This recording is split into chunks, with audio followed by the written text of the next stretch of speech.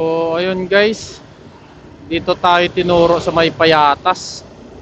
Dito yung daan natin. Ang hirap dito pa naman ang daan. Lubak-lubak. Ang tagos natin ito ay Commonwealth. Hirap na mapuwing. Yan. So sa mga baguhan dito sa Payatas dumaan, ingat-ingat lang kasi tulad niya no, yung mga buha-buhangin. Napakadulas kasi yan sa gulong. Kaya ingat sa mga napapadpad at mga first time lang dito sa may Payatas.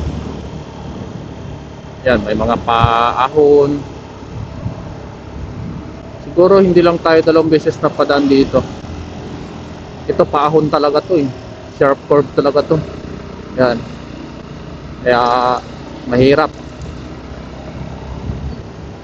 Laging mag-iingat, huwag tumutok sa likod ng mga truck na malalaki. Kasi baka mabitin yan at umatras. Mahirapan kayo. At baka maipit pa kayo. So, daan-daan lang tayo guys. Pakurpa kasi ito eh, tapos paahon pa. Kaya mahirap. Hindi ko rin kasi alam na dito pala ito turo ng mapa. Hindi pala tayo tinuro doon sa dinaanan natin kanina nung papunta pa lang tayo. Grabe o tarik.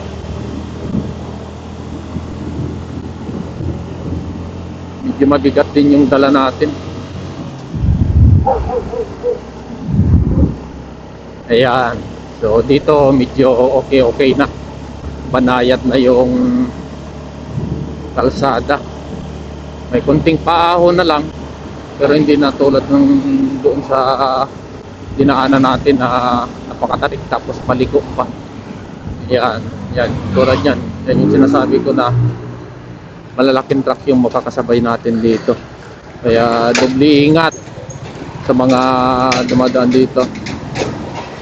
Hanap tayo ng spot na maganda para maka-overtake tayo dito sa truck. Blind curve kasi, kaya mahirap. O yun o, yan, tulad nyan. Mahirap dito basta hindi mo kabisado dumaan. So paunahin na lang muna natin itong truck. Hanap na lang tayo ng ito. Hanap na lang tayo. Uy! I-discarte na lang tayo ng clear mamaya yung daanan, yung walang kasalubong, para maka-overtake tayo. Mahirap na.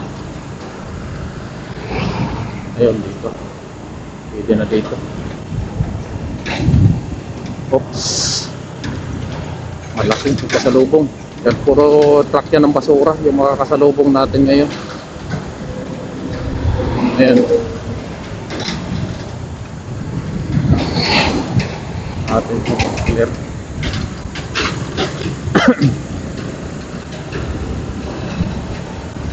Ay, dito na lang tayo sa kabila.